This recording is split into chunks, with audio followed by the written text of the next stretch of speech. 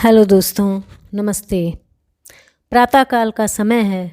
एक बड़ी कोठी के सामने मखमली घास के लॉन में जगह जगह पुष्प गुच्छा इठला रहे हैं। लॉन के बीचों बीच ठाकुर हरनाम सिंह कुर्सी पर बैठे अखबार पढ़ रहे हैं। सामने की कुर्सियों पर सुंदरलाल जुनेजा और मंगतराम चाय की चुस्कियां ले रहे हैं। हरनाम सिंह की चाय ठंडी हो रही है। ये अखबार पढ़ने में ज़्यादा ही तल्लीन है। अचानक ही बोल पड़े, लो, एक और बहू चढ़ गई दहेज की बलि वेदी पर। कौन अभागिन थी वह? कहाँ की है वह? फिर बोले, घटना इंदौर की हो या मेरठ की, गोरखपुर की हो या इलाहाबाद की, बहुओं का क्या दोष है? वे तो निर्दोष ही मारी जाती हैं। अरे, बहुत बुरा जमाना आ गया है हरनाम भैया। हर रोज़ अखबार में पढ़ने को मिलता है कि ससुराल वालों के कष्ट से तंग आकर बहू ने आत्महत्या की। मिट्टी का तेल डालकर गीता को मार डाला। स्कूटर ना मिलने पर पति ने पत्नी की हत्या कर दी। सुंदरलाल ने कहा, कसाई होते हैं कसाई, यूं ही मार देते हैं बहुओं को। मंगतराम ने कहा। हरनाम सिंह बोले, ऐसे समाचार पढ़कर पत्थर दिल भी पिघल जाता है। इंसानियत दहल उठती है और आत्माएं चित्कार कर उठती हैं। जिस प्रकार कोढ़ होने पर शरीर गलने लगता है, ठीक उसी प्रकार दहेज रूपी कोढ़ भी अनगिनत निर्दोष और मासूम कन्याओं को खाए जा रहा है। पता नहीं कल किस पिता की लाडली को सफ़ेद चादर उड़ाई जाएगी। पता नहीं किस माँ की ममता फूट फूट कर रोएगी और पता नहीं किस भाई की कलाई राखी के धागों के लिए फड़फड़ाएगी। मंगतराम बोला, तू ठीक कहता है हरनाम। दहेज तो समाज के लिए अभिशाप बन गया है। जहरीले नाक की तरह फन फैलाए हर चौराहे, हर शहर, हर नगर, हर गली कूचे में खड़ा दिखाई दे रहा है। किंतु आश्चर्य है, भारतीय समाज मूक दर्शक बनकर देख रहा है। उसके भुजदंडों में इतना भी दम नहीं कि उठाए लाठी और कुचल दे दहेज रूपी नाग के फन को। चर्चा चल ही रही थी कि गौरी शंकर भी वहाँ आ पहुँचे। गौरी शंकर हरनाम सिंह के ही पड़ोसी हैं। उनका हृदय भी दहेज के दंश से घायल है। 2 वर्ष पहले सुंदर सुशील बीएड बेटी कुसुमलता को ससुराल वालों ने सफ़ेद चादर उड़ा दी थी। तब से वह किसी की विदाई नहीं देखता है। गौरी शंकर को देखकर हरनाम सिंह बोले, आ भाई गौरी शंकर, आ इधर बैठ। अरे रामू, एक कप चाय और लाना। हरनाम सिंह ने नौकर को आवाज़ दी। अभी लाया बाबूजी, नौकर ने प्रत्युत्तर दिया। चर्चा पुनः आरंभ हो गई। जुनेजा बोला, वैसे तो यह दहेज प्रथा सदियों पुरानी है, बस इसका रूप विकृत हो गया है। वह कैसे? मंगतराम ने पूछा। वह ऐसे, यदि हम पुराने इतिहास को देखें या नाना नानी और दादा दादी की कहानियों पर गौर करें तो बात स्पष्ट हो जाती है। उन कहानियों में दहेज का अस्तित्व मिला है। उनमें कहा जाता है कि बीसलपुर के राजा ने अपनी बेटी के विवाह में आधा राज्य दे दिया। उस राजा ने अपने बेटी के साथ सोने चांदी और जवाहरातों से लदे 100 ऊँट और घोड़े भेजे। अमुक राजा ने अनेक सुंदर दासियों को बेटी के साथ भेजा। वह दहेज नहीं तो और क्या था? बात तो सही है जुनेजा, पर यह कोढ़ समाज के हर तबके में कैसे फैल गया? हरनाम सिंह ने पूछा। जुनेजा बोला, राजाओं की देखा देखी मंत्री, सामंत एवं जागीरदार यही करने लगे। धीरे धीरे यह प्रचलन धनाढ्य व संपन्न समाज में पहुंचा होगा। फिर यह कुरीति समाज की प्रथा बनकर पल्लवित हो गई होगी।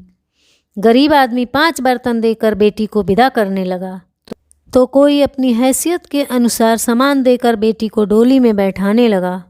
पहले इस सामान को देने का उद्देश्य नव दंपत्ति के नव जीवन प्रारंभ करने को सरल बनाना था, और वही अब विकृत होकर स्टेटस सिंबल बन गया है। हरनाम सिंह बोले, तू सही कह रहा है सुंदरलाल। वास्तव में इसका रूप विकृत हो गया है। नव दंपत्ति को दिए जाने वाला सामान उपहार नहीं, वर की कीमत बन गया है। वर का मूल्य उसकी योग्यता से आंका जाने लगा है। चाहे लड़का अष्टावक्र हो, पर दहेज के साथ साथ बहु उर्वशी का अवतार चाहिए। घर में भले ही साइकिल ना हो, पर वह स्कूटर पाए बिना तोड़ स्पर्श ना करेगा। अब तो दहेज के ठेकेदारों ने रेट लिस्ट भी बना ली है। आईपीएस हो तो 20 लाख से ऊपर, डॉक्टर इंजीनियर है तो 10 से कम नहीं, छोटी मोटी सरकारी नौकरी वाला है तो 4 पहिए की गाड़ी, टीवी, फ्रिज चाहिए। मंगत राम बोले, तू सही कह रहा है हरनाम। पिछले सप्ताह मेरा बेटा एक लड़का देखने गया था। इंजीनियर था। लड़के के पिता से बातें हुई। पहले तो उसने दहेज की बात नहीं की, बोला कि हमें तो लड़की सुंदर और योग्य चाहिए। दहेज की अहमियत नहीं हमारे यहाँ। हमारी नातिन तो एमएससी है, इसलिए बात आगे बढ़ाते रहे। कई बार उनके दरवाजे पर आते रहे, ना मना करें और ना हाँ करें। हम लोग बड़े परेशान। आखिर एक दिन उसकी पत्नी ने कह दिया कि हमें 10 लाख रुपए और मारुति गाड़ी चाहिए। इतना सुनते ही मुंह की चाय का घूंट कड़वा लगने लगा। बेटा चुपचाप उठकर चला आया। पर एक सज्जन परिवार मिल गया है, बड़े अच्छे लोग हैं। लड़का विदेशी कंपनी में 15,000 रुपये पा रहा है। पिता सरकारी अधिकारी हैं। एक अच्छा मकान है और सबसे बढ़िया बात यह है कि उसने दहेज भी नहीं मांगा है। बेटे ने पूछा तो बोले, तुम्हारी बहन सुंदर है, पढ़ी लिखी है, और क्या चाहिए हमें? बस अपने स्टेटस के अनुसार शादी कर देना। मैं तो बहुत खुश हूँ। बिटिया भाग्यशाली है, बड़े घर में जा रही है, सुखी रहेगी। शादी की सब तैयारियां हो चुकी हैं। 15 नवंबर में अब देरी ही क्या। आप सभी आकर व्यवस्था दिखवा लेना। हाँ हाँ, क्यों नहीं, सभी ने एक स्वर में कहा। अच्छा, अब चलता हूँ। नमस्ते, मंगत राम ने कहा। नमस्ते नमस्ते। और फिर एक एक करके सभी लोग अपने घरों में चले गए। 15 नवंबर की शुभ घड़ी आ पहुंची। संध्या होते होते बारात भी आ गई। बारात का ससम्मान स्वागत किया गया। लगभग 9 बजे बारात बैंड बाजों के साथ दरवाजे पर भी पहुंच गई। द्वारचार भी सकुशल संपन्न हो गया।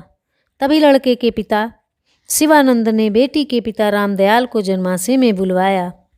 सूचना पाकर रामदयाल तुरंत वहां पहुंचे तो शिवानंद ने कहा, आप अपनी बेटी की शादी कर रहे हैं, यह हमारा अपमान। समधी साहब, हम आपका अपमान क्यों करेंगे? आप तो हमारे पूजनीय हैं। हमसे कोई भूल हो गई है क्या? रामदयाल ने पूछा। शिवानंद बोले, पहली भूल तो यह हुई है कि बारात को इस घटिया धर्मशाला में ठहराया है। दूसरी यह कि द्वारचार पर लड़के के लिए 4 पहिए की गाड़ी नहीं दी है। रख दिया स्कूटर। मेरा बेटा स्कूटर पर जाएगा। आपने हमारे स्टेटस का भी ख्याल नहीं रखा।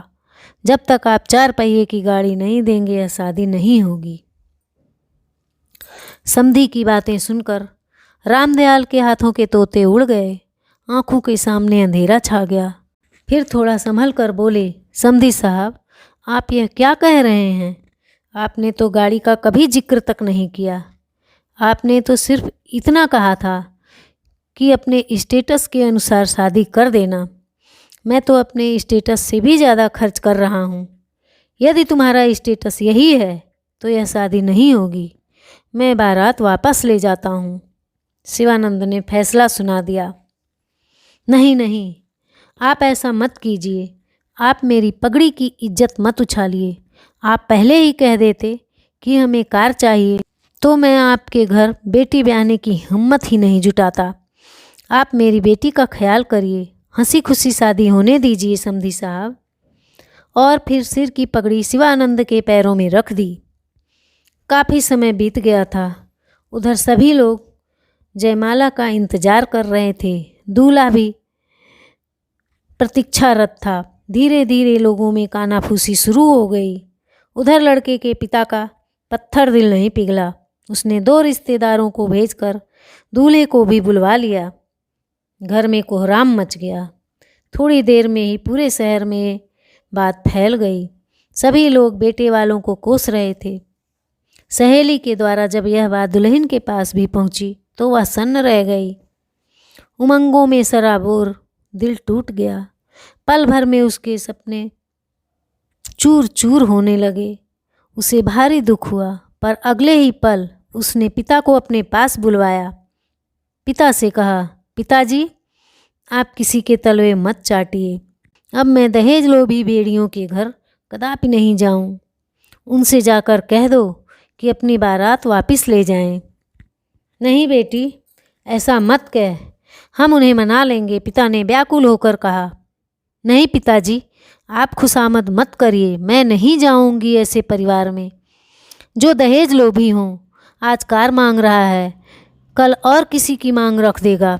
कब तक पूरी करोगे ऐसे लोगों की इच्छाओं को? मैं जानती हूँ आप नहीं कर पाओगे। तब मैं कैदी बनकर जीऊँगी या फिर मार दी जाऊँगी। सुमन ने पिता को समझाते हुए कहा।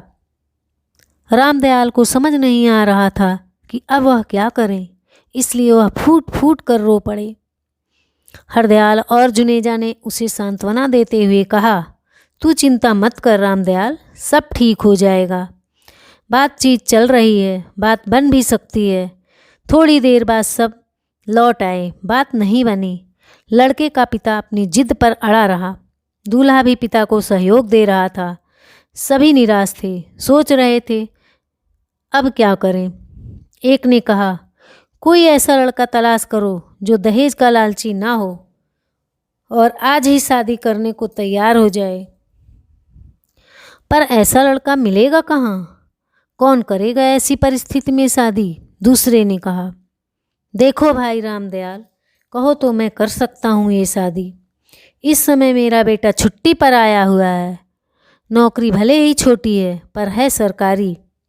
पूछ लो रामदयाल जी से। सत्यनारायण ने कहा। रामदयाल बोले, मैं तैयार हूँ, पर आपका लड़का तो अभी शादी ही नहीं करना चाहता था। इसकी चिंता आप ना करें, कहो तो मैं बेटे को तैयार करके लाऊं। सत्यनारायण ने स्वीकृति चाही। रामदयाल ने कहा, मैं तैयार हूँ, पर बारात तो अभी यहीं पड़ी है। अरे बारात को अभी भगाते हैं हम सभी। तुम घर चलो और तैयारी करो शादी की। सभी लोगों ने एक स्वर में कहा। इस निर्णय की भनक बारातियों को भी लग चुकी थी। अतः लोगों ने दूल्हे के पिता को समझाया, तुम पर किस बात की कमी है?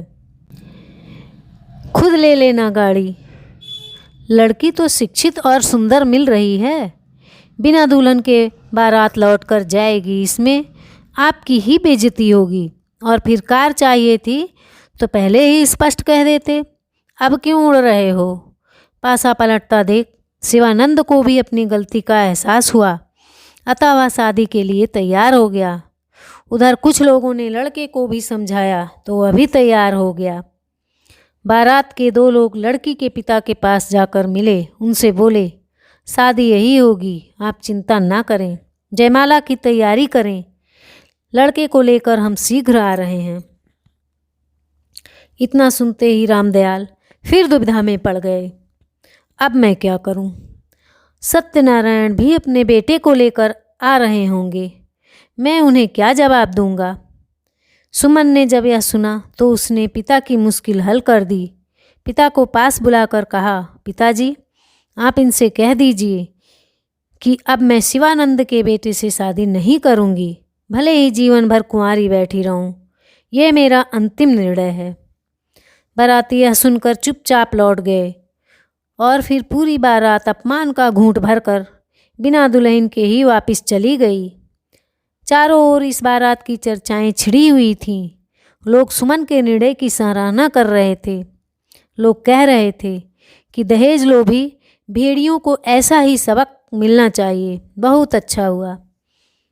उधर सत्यनारायण अपने बेटे और 5 परिवारजनों को लेकर पहुंच चुके हैं। वरमाला लेकर दुल्हन भी तैयार हो चुकी है। थोड़ी देर पहले जहां गमगीन माहौल था, वहीं अब पुनः खुशियां लौट आई हैं। हर कोई सत्यनारायण की प्रशंसा कर रहा है। जयमाल हाथ में लेकर सुमन के कदम भी अपने भावी जीवन साथी का वरण करने चल पड़े हैं। धन्यवाद।